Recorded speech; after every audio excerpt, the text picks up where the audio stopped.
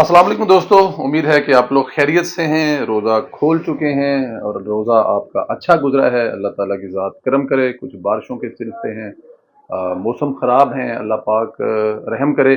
बहुत सारे हमारे ज़िम्मेदार भाई मेरी तरह जो कि इस वक्त बहुत सारी फसलों को लेकर तैयार बैठे हैं और ये मौसम शायद उनके लिए किसी भी तरह से ठीक नहीं होगा। अल्लाह ताला की ज़ात रहम करे, करम करे सोने पाकिस्तान पर भी, और हमारे सोने इस मुल्क से कोई भी किसी भी मुसीबत से ना पड़े।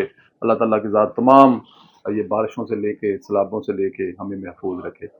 चलते हैं वीलॉग की तरफ। हुकूमत ने अदालती मुहाज पर कमर कस ली है। फैसला कर लिया है कि अब आर होगा या पार होगा।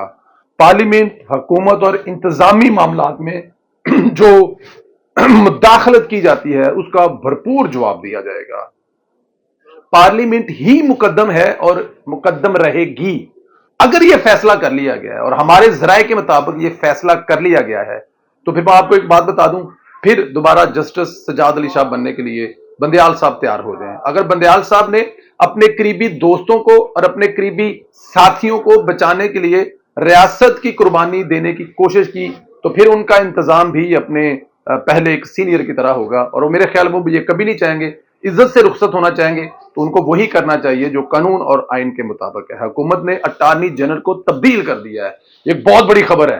आपको पता है जो मौजूदा शहजाद अलही साहब हैं उनको सुप्रीम कोर्ट की मंशा के मुताबिक कहा गया था कि हमें ये चाहिए। हुकूमत ने ये बात भी सुप्रीम कोर्ट की बात मान ली। जब सुप्रीम कोर्ट की ये बात तक मान ली, जो बंदा हुकूमत को जाके प्रेजेंट करता है वो भी उन्होंने अपना लगवा लिया और हुकूमत ने लगा लिया।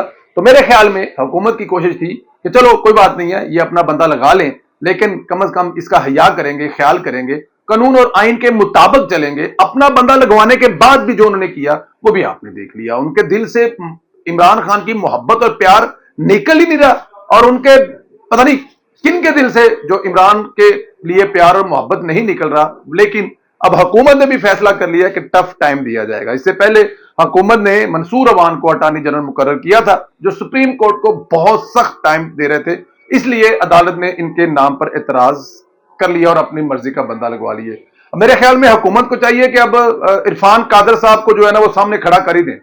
देखें, दो तरीके होते हैं, या तो आप नजरें झुकाकर गुजारा कर जिंदगी गुजार लें, और अगर आप नजरें भी झुका लें, आप गुजारा भी करना चाहें, अब मुल्क के वसीतर मफाद में लड़ाई झगड़ा भी ना चाहें, अपने हकूक से भी दस्तबरदार हो जाएं सिर्फ इसलिए कि आप मुल्क का भला चाहते हैं, लेकिन इसको आपकी कमजोरी समझा जाए, तो फिर मेरे ख्याल में यहां पर इरफान कादर साहब को जरूर लगाना चाहिए।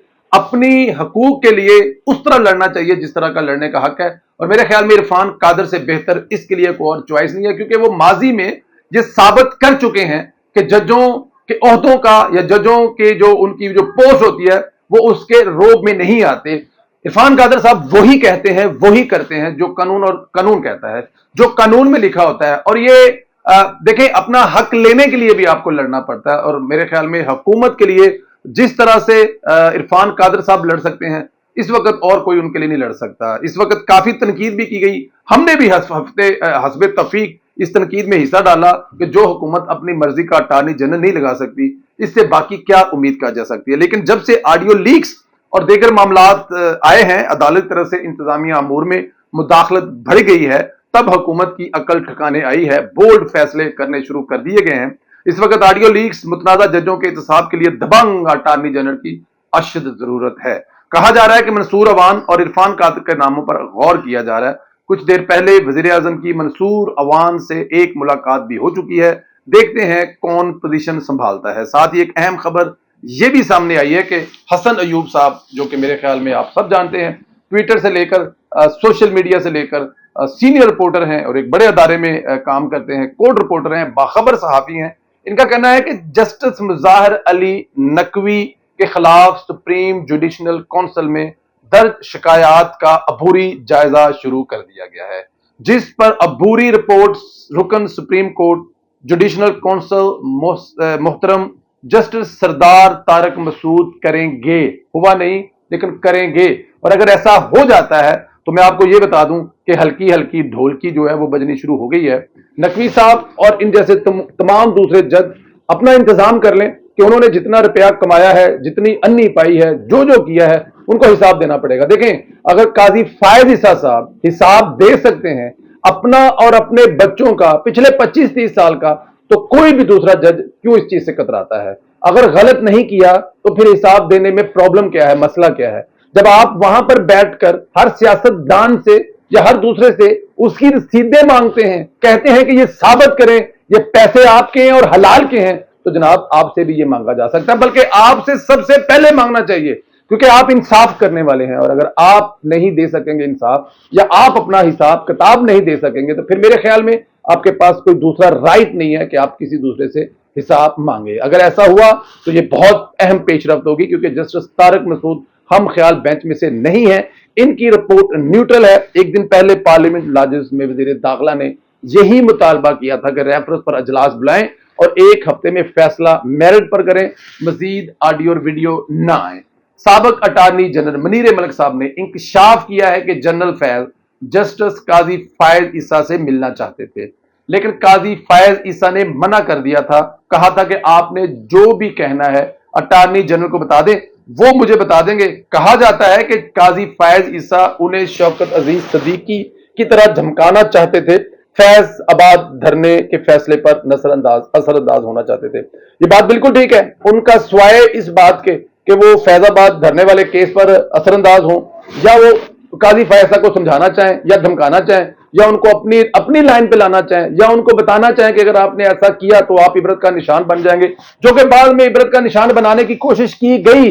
अगर वो मिल लेते तो उनको यही समझाना था कि जनाब आप हमारे वाले बेंच पे आ जाएं, हमारी वाली साइड पे आ जाएं, जो हम लिख कर देंगे वो फैसला सुनाते जाएं, आप भी याशी फरमाएं और हमें भी हुकूमत मजीद 10 साल करने की जो प्लानिंग है उस पर अमल दरामद करने दे। रस्ते में दीवार ना बने, रस्ते में रुकावट ना बने, जैसे जस्टिस शौकत अजीज सदीकी उस रस्ते में दीवार बन गया। उसने एक एक चीज बताई कि ये क्या चाहते हैं, क्या प्लान है, क्या कर रहे हैं। 3 साल में इन्होंने कहां मेहनत की है, जो जॉब इनकी थी, जो इंटेलिजेंस के सरबराह थे, वहां पे इन्होंने मेहनत 3 साल नहीं की, बल्कि इन्होंने 3 साल मेहनत एक जमहूरी हुकूमत को गिराने की, एक वजीर आजम जो अवाम की तरफ से वोट लेकर इस अवान में आया है उसको घर भेजने के लिए 3 साल मेहनत की है, उसकी बेटी को कैद में डालने, जेल में डालने की तैयारी की है, लेकिन अपना काम नहीं किया जो इनके जुम्मे काम है, जिस काम की ये तनहा लेते हैं। तो इसलिए जस्टिस काजी फायज साहब ने कहा कि मैं आपसे नहीं मिलना चाहता, मुझे आपसे मिलने की जरूरत नहीं है, आपने जो पैगाम, जो मैसेज देना है वो अटार्नी जनरल को दे दें और वो मुझे बता देंगे। और मेरे ख्याल में अटार्नी जनरल को ये मैसेज नहीं दे सकते थे, इसलिए उन्होंने मिलने पर बजिद रहे, लेकिन बहादुर जज जो है वो उनसे नहीं मिला। एक और अपडेट है, इधर जमान पार्क से बरामद होने वाले असले का फॉरेंसिक कर लिया गया है। फॉरेंसिक से पता चला है कि असला गैर कानूनी है, लाइसेंस याफ्ता नहीं है। अब यह तय किया जा रहा है कि वजीराबाद के हमले में क्या इस असले से गोलियां चली थी जिनसे मुअज्जम की हलाकत हुई, यानी मामला आगे बढ़ रहा है। अगर इस असले का मैच वजीराबाद के वाक़े से हो गया तो एक बड़ा मुकदमा इमरान खान पर बनने के लिए तैयार है, और बनना भी चाहिए कि एक आदमी को हलाक किया गया, एक आदमी को जान से मारा गया, एक फैमिली के सरबराह को हलाक किया गया, उसकी हलाकत हुई। अब देखना यह है कि जिसने मारा उसका असला लाइसेंस वाला था या फिर वो गैर कानूनी असला था, और अगर गैर कानूनी असला हुआ तो मारने वाले के साथ साथ मेरे ख्याल में जिसने उसको रखा हुआ था यानी कि इमरान खान साहब, उस पर भी मुकदमा जरूर बनेगा। अदालती खबर यह है कि इमरान खान के भांजे हसान नियाजी को कोयटा में एक मुकदमे में गिरफ्तार कर लिया गया, उन्हें इस्लामाबाद से कोयटा मुंतकिल कर दिया गया है। हसान नियाजी के मामले पर हफीजुल्लाह नियाजी साहब का वो जुमला याद आ रहा है जो उन्होंने चंद दिन पहले कहा था, इमरान खान के बच्चे लंदन में महफूज हैं और मेरा बच्चा इमरान खान के पीछे लगकर पकड़ा गया है। मैं देखें, इस वक्त हफीजुल्लाह नियाजी साहब बाप होकर बेटे के पीछे इस्लामाबाद से कोयटा तक ख्वार हो रहे हैं। इमरान खान जाहिर है जमान पार्क में एंजॉय कर रहे हैं, यही हकीकत है। लोगों ने इमरान खान के बच्चों को, जब मैं एक बात कहूं, हफीजुल्लाह नियाजी साहब मेरे तो बड़े भाई भी हैं, मुझसे बड़ा प्यार करते हैं, बाप की तरह प्यार करते हैं, बड़े भाई की तरह प्यार करते हैं, मेरे वो बुजुर्ग भी हैं, मेरे वो भाई भी हैं, मेरे वो दोस्त भी हैं। हसान के बारे में जब भी उनसे बात होती है तो वो कहते हैं उसका एक अपना नजरिया है, लेकिन मेरे ख्याल में हसान अपने नजरिए से थोड़ा सा आगे चला गया है। मामे की मोहब्बत में वो बहुत सारी चीजें भूल गया था जो कि उनको हफीजुल्लाह नियाजी साहब समझाने की कोशिश किया करते थे, करते रहते थे। देखें, आज अगर दो चीजों को मिलाया जाए, एक हसान उल्लाह खान नियाजी साहब को और एक उस बच्चे को, बिलाल को, जो पिछले दिनों में पीटीआई की मोहब्बत और इमरान खान की मोहब्बत में इस दुनिया से चला गया, दोनों की सूरत में وقت ان کے گھر والوں کو پڑا ہوا ہے. بلال کا باپ روتا رہا, اس کی بہن یہ کہتی رہی کہ خدارا اپنے بچوں کو عمران خان نیازی سے بچائیں. حفیظ اللہ نیازی خان اپنے بچے کے پیچھے کبھی اسلام آباد تو کبھی کوئٹہ جا رہے ہیں, لیکن نہ عمران خان کو فرق پڑا بلال کی شہادت پر اور نہ اس کو فرق پڑا حسان اللہ خان نیازی کی گرفتاری پر. وہ دونوں صورتوں میں اپنے گھر پہ بیٹھ کے انجوائے کر رہا ہے, اور دونوں صورتوں میں وہاں پر ایک باپ روتا رہا اور دوسرا باپ اپنے بیٹے کے لیے شہر سے شہر در بدر ٹھوکریں اس لیے کھا رہا ہے کہ اس کو اپنے بچے کی محبت, اپنے بچے کا پیار, یہ اس کا فرض بھی ہے, باپ کا فرض ہے کہ وہ اپنے باپ کے پیچھے جائے چھڑائے. لیکن یہاں میں یہ کہتا چلوں, یہ دونوں مثالیں ان ماں باپ کے لیے ایک بہت عبرت کا نشان بھی ہیں, سیکھنے کے لیے ہے کہ عمران خان نیازی کے لیے اپنی اولاد کو اس جہنم میں نہ اتاریں جس کے لیے عمران خان, جس جہنم کے لیے عمران خان کو آپ کے بچے بطور ایندھن چاہیے. اس ایندھن نہ بننے دیں, اپنے بچوں کو بچائیں. حفیظ اللہ خان نیازی صاحب کو اور بلال کے والد صاحب کو دیکھیں اور پھر دیکھ کر فیصلہ کریں کہ کیا عمران خان اس قابل ہے کہ آپ کے بچے اس کے لیے جیلوں میں جائیں یا اپنی جانیں قربان کریں. پاکستان تحریک انصاف کے کئی رہنما سابق قومی اسمبلی ممبر اینٹی کرپشن کے ریڈار پر آگئے ہیں, جن میں غلام بی بی بروانہ, فرح حبیب, عامر ڈوگر, مراد راس, وارث عزیز اور علی اختر شامل ہیں. غلام بی بی بروانہ چک 243 میں 50 ایکڑ سرکاری اراضی پر قبضے کا انکشاف ہوا ہے. انہوں نے سرکاری اراضی کی سرکاری فزیس خزانے میں جمع نہیں کروائی, جبکہ پی ٹی آئی کے رہنما فرح حبیب نے سرکاری اراضی پر غیر قانونی سٹینڈ بنا رکھا ہے, کار سٹینڈ بنا رکھا ہے. وارث عزیز نے فیصلہ آباد ڈیولپمنٹ اتھارٹی میں تعیناتی کے دوران 2043 تک اسٹیٹ مینجمنٹ کرتی تھی.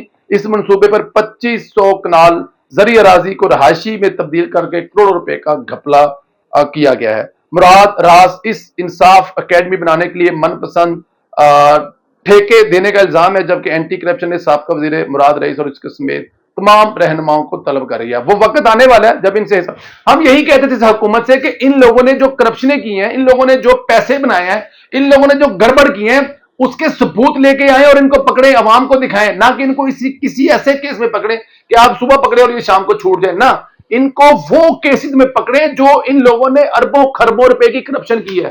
اور خدا کے واسطے حکومت کو چاہیے کہ بتائے عوام کو, پاکستان 70-75 سال میں جتنا قرضہ لیا ہے اس حکومت نے اس قرضے کو ڈبل کیا ہے. وہ قرضہ انہی لوگوں نے کھایا ہے. تو حکومت کو چاہیے کہ بتائے کہ ان لوگوں نے کیسے کیسے کرپشن کی ہے, کیسے کیسے پیسے کھائے ہیں. میرے خیال میں حکومت نے درست قدم اٹھا لیا, یہ چیزیں کرنی پڑیں گی دونوں سائڈ پہ. عمران خان کو عدالتی محاذ پر بھی روکنا ہے اور دوسری طرف اس کے ساتھ بیٹھے ہوئے چوروں کو, لٹیروں کو, ان کی کرپشن عوام کو دکھا کر بھی رائے راست پر لانا ہے. اس کے علاوہ کوئی حل نہیں ہے. اگر پاکستان بچانا ہے تو آج پی ڈی ایم حکومت کو سخت فیصلے کرنے ہوں گے, اپنے اس خول سے نکلنا ہوگا جس میں وہ صرف کام کرنا چاہتے ہیں. عمران خان نیازی ان کو صرف کام نہیں کرنے دے گا, تو اس لیے بہتر ہے عمران خان نیازی کو اسی کے سٹائل میں روکا جائے اور پھر ہی پاکستان آگے جائے گا. اپنا بہت زیادہ خیال رکھیں. انشاءاللہ تعالی اگلے ویڈیو میں ملاقات ہوگی. خدا حافظ دوستو.